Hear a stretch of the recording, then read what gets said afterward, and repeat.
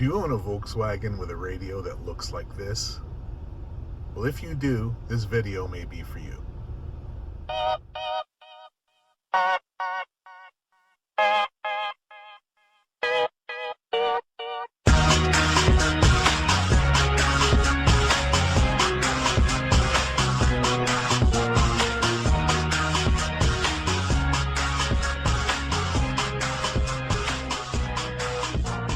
Welcome back to another edition of If I Can Do It, You Can Do It Too.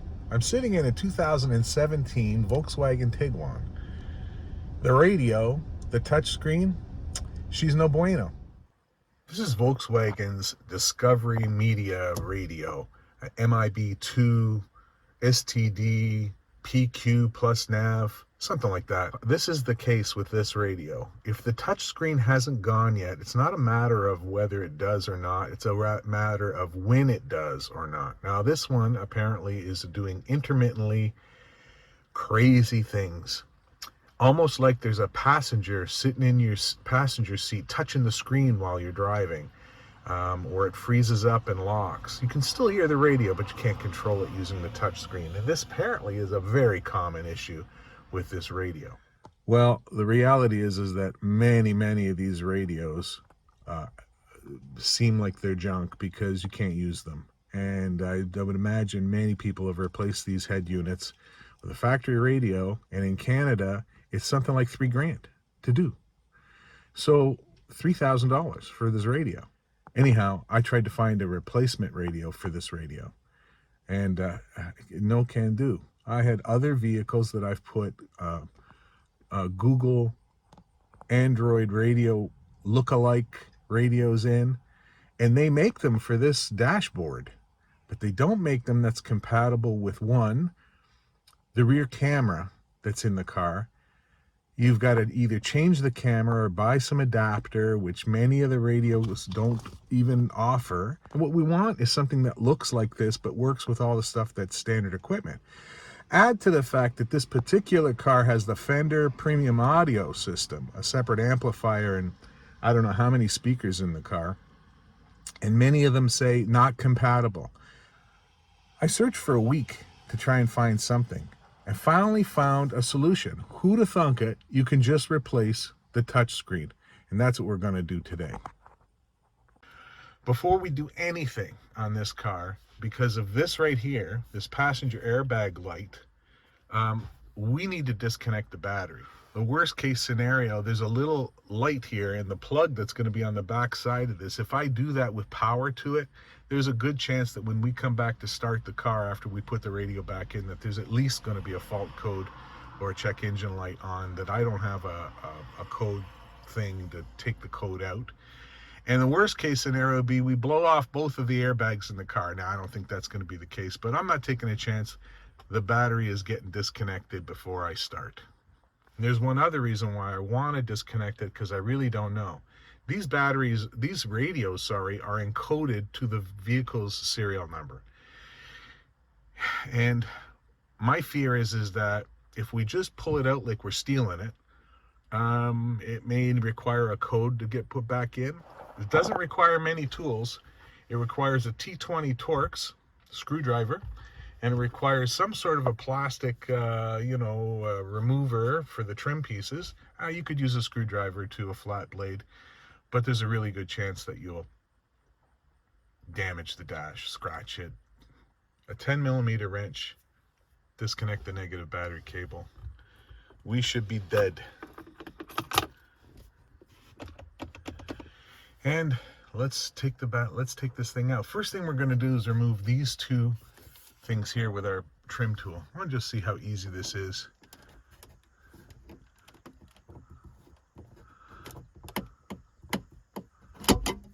Yeah, that was easy. Yeah, you got to pry it under, get your fingernail on there and just pry it out. And you can see there's a little plug here. We have to undo this plug. All right, what it exposes is two screws, and they are T20s. And we'll just take those little babies out right now. With those two screws removed, we should be able to pry this out. And we want to go carefully all around this radio. Yeah, it's not going to be that hard.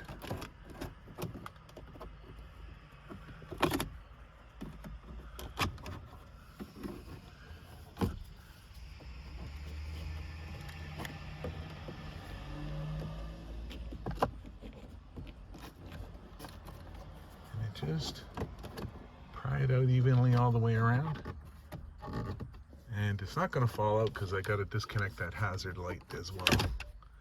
There we go. So it's pried out. I'm going to disconnect that. I'm going to need 2 hands again. Yeah, just a little clip on the side. You got to push down, it disconnects it and frees this whole thing. I want to try and fix this one vent thing just while I got it out. There we go. All the little vents were broken out of that track.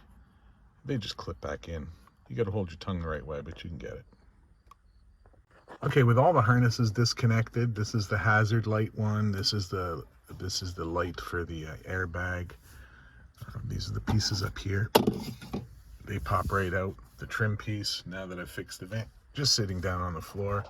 I'm going to take the SD card out of the radio. I've already ejected a CD that was in there when the power was still on. This is the navigation SD card. We want to take that out. No sense having that. And now we've got 4 screws. They're T20. And we'll just undo these and remove this radio. Okay, those 4 screws are out. And this radio should just slide out. Oh, here it comes. All right, and here's all the things I got to disconnect. That's the main cube. There's a USB one, not sure which one is the USB. I think it's that yellow. The antenna is the white. I'm not sure what the blue does, not sure what the green does. But what's on the back of these, I don't know if you can see, there's little white tabs back there. They need to slide up in order for them to slide out. I'm going to do this big one because it's the most restrictive first. You just squeeze the bottom lever and the lever comes up and it starts to pry out the radio harness.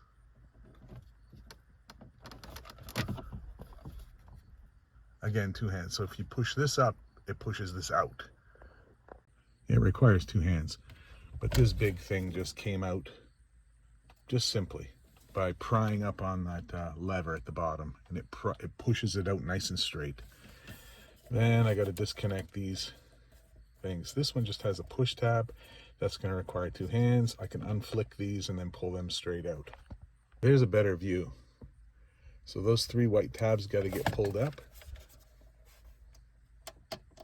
like that. Yeah, they just can come up with your fingernail.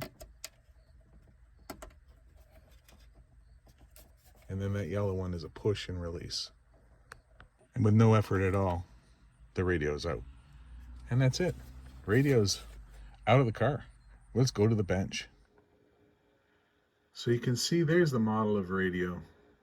MIB STD2 PQ plus nav. It looks like 5C0035684B, which you'll find all of that on the internet. And this, I can't believe, is worth thousands of dollars. Anyhow, the first thing we need to do is remove the radio knobs. All right. So this is the radio. I'm working on a wooden bench, which I hope is pretty non-static. The first thing we want to do is take these 4 screws. These are T9, very small Torx head screws. So T9, we'll take these 4 screws off and we'll put them somewhere safe. When you're going for this T9 here, I've already got 2 out. This is the 3rd, this is the 4th. Breaking this piece of paper will void your warranty, which of course this has no warranty left, so no big deal. Very simply, this lid removes. We'll put that away. What this is the CD player, which is connected by a ribbon cable that goes down to the circuit board. So I'll see if I can show you that now. It's held in with the same 4 screws, plate, so it just lifts out. You can see the ribbon cable down there. There's a small connector on the back, and I'm just going to press that connector and lift this ribbon cable off and remove the CD player. That was easy. You just have to lift that little tab and then pull it straight out. It's a little deep, so it's hard to get your hand in there, but not impossible. And you see the curl, like it has a little curl, which I think is to keep it, you know, I don't know, like this. Like it's not straight. This is a factory approved curl, which puts it in the right position. So anyway, that's that. Next up on each side, it looks like there's 1, 2, 3, 4 on this side, 4 on the other side. Again, T9s, which will allow me to just take this chassis right off of the screen. 4 on the other side. That looks like T9s as well.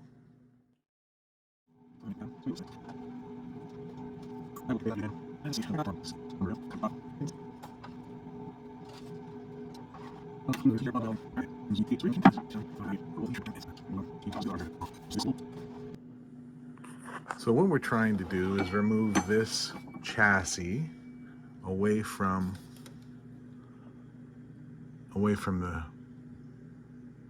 with the circuit board in it, away from the screen. And you can see there's a connector down there which we'll have to wiggle this chassis out. But to start off with, what's holding, after those screws are gone, the only thing holding this chassis in is these little metal clips. I'm going to try and zoom right in on them. And they're just pressure clips, which I think if I go that way, it'll pop off. So that's what I'm going to do. And there's one on that side too. This is maybe a better view of it. See this little metal clip right here? So we're just going to pry that off and see if this whole side will come out. So you can just see them through a little slot right here. And it's loose. All right, so now we need to wiggle it to get it away from that. Oh, it just falls right out. I mean, there's nothing to it. There's a 1,000,000 pin connector there, and the chassis is off. First we'll remove the metal screen and we get access to the clips there. Now there is about, let's count them, 1, 2, 3, 4, 5, 6, 7, 8, 9. 9 little screws holding this metal board protector on, and they are T6, even smaller little screws. So we'll clear some space over here on my magnet, and we'll start taking these off.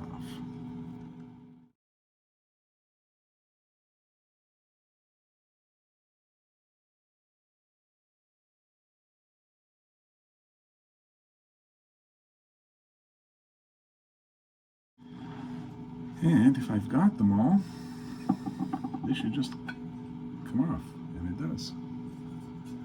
No. So now the metal is removed, and you can see, I'll zoom in, there's 2 little, oh it's dark, 2 little clips right there, one there and one over there, and that these boards are going to wiggle out once I push those clips over and pry them out.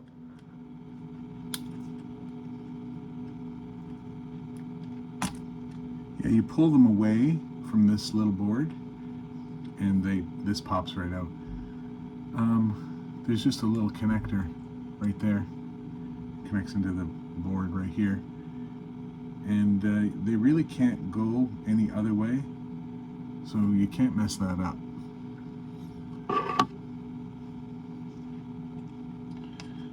Pry it out and gently lift it out of the socket, and that's that. Okay, so now those are gone. What do we got left? It looks like, to remove this board, we're in the home stretch here. 1, 2, 3, 4, 5, 6, 7, 8. 1, 2, 3, 4, 5, 6, 7, 8. T6s. More T6s to come out. Okay, I've removed all those screws, and there's nothing really holding the board in other than that. Like you can see, it just lifts up. It just lifts up. But the screen is attached by 2 ribbon cables. The screen is actually a sandwich of 2 screens. One is an LED screen, and the other screen that sits on top of that is a touch screen. So the LED screen is, of course, showing you all the software that the car radio has. And the other screen that's sandwiched on top of it is what you're touching, and that's really what's at fault. And you can replace just that piece, but they are sandwiched together with, I imagine, some adhesive. So really, at the end of the day, we want to replace both screens in a unit, and that's the way you buy it. And I'll show you the piece when I get to that point. But right now, I want to undo these 2 ribbon cables. So spinning away, I imagine you lift up on these. Just use your fingernail. Get your fingernail underneath it and just... Then the ribbon cable is just sitting on top, but with a key. And it's easy. It just lifts out. You can see they just lift out. Don't know if you can. Let's see if we can pry this board off. Lifting straight up, the board is out. I always like to touch it from the sides and then find a nice, safe, static-free place to put it. That's the screen. And it's just sitting in there. And watch. If I push from the back, I mean, it's just sitting there. And that's 2 screens built into one sandwich. And those 2 ribbon cables go up through the board and then click into those connectors. And that's what's in that box right there. A replacement one of these double screens. So I'll give you this part number. I'll hold for you for a minute. That's the factory part number. WVGA 0633F00045. And when I say O, I mean 0. All right, she's wrapped pretty nicely. Before I do that, I'm going to remove this protective film, because you won't be able to get to it afterward. This can only go one way.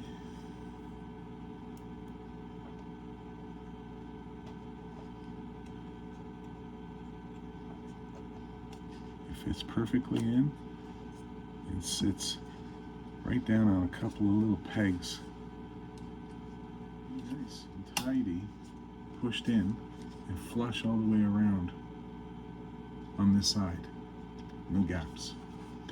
Alright, so now the trick is we got to get that circuit board back on there and get these things up and through.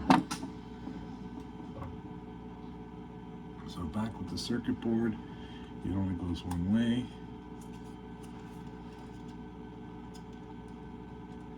And that one's through.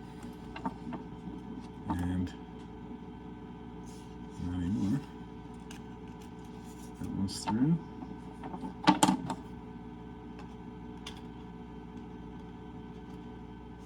Alright, so the 2 new things are in. I guess what we should do now is put them in their place. So you tip it in first. Oh, gotta open that door.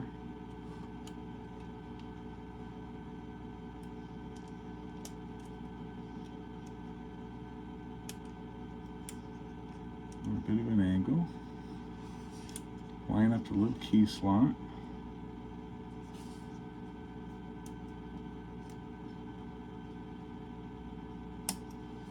And push it down. Doors up. Tip it, angle it down under the door, and right into the V where the door, and you'll see little tabs that have to go and make sure that you're lined up. Yeah, there we go. The tabs are in. And then push it flat. I think that's it. So now we're going to put some screws back in.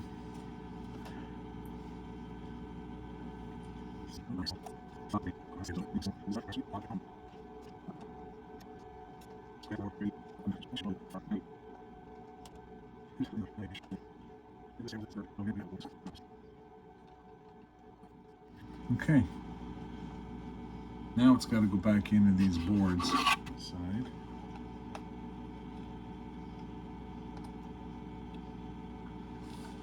I want to push it evenly. And it clicks in. Yeah, there's nothing to it. It doesn't fight you at all. It can only go one way. I'll slide that, start wiggling it down into there. There's a slot. And it's clicked in. Yeah, that's the two SD card slots back in their place. All right.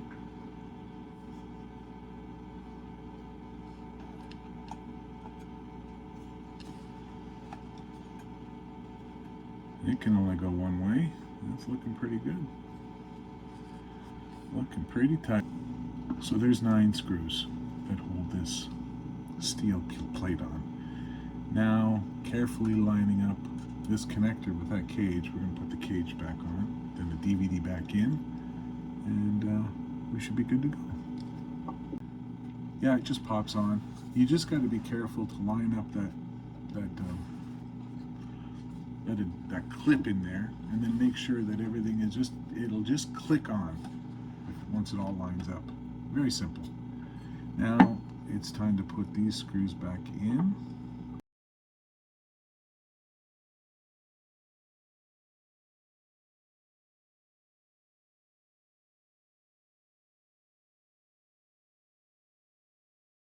Now we're going to put the DVD player back in. We got to connect that ribbon cable. I'm going to do it like this.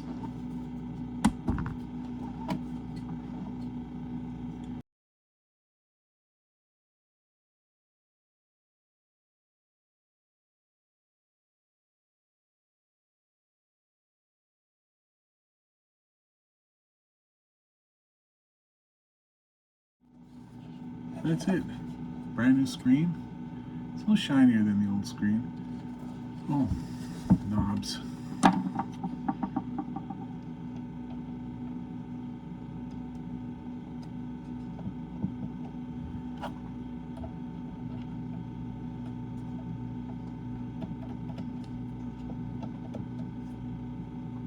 Ready to be back installed into the car. See if it works.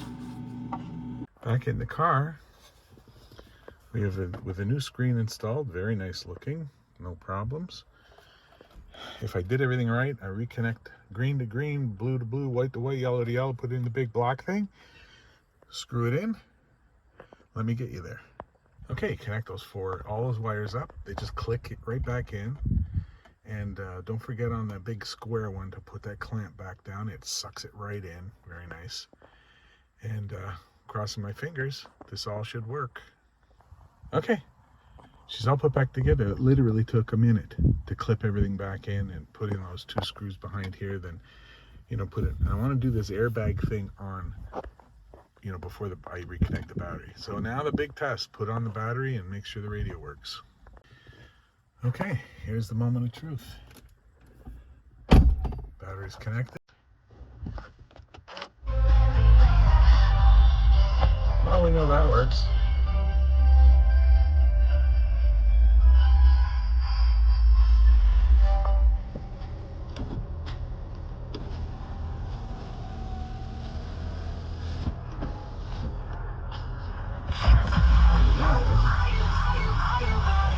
I'll be dipped. #1 music station. It actually works. We'll check CarPlay. Well, I can't because I'm using the phone. But didn't need a code. Got no engine lights on, the seatbelt lights on. We have success. Well, that's all there is to it. All right, well, like I've always said, if I can do it, you can do it too.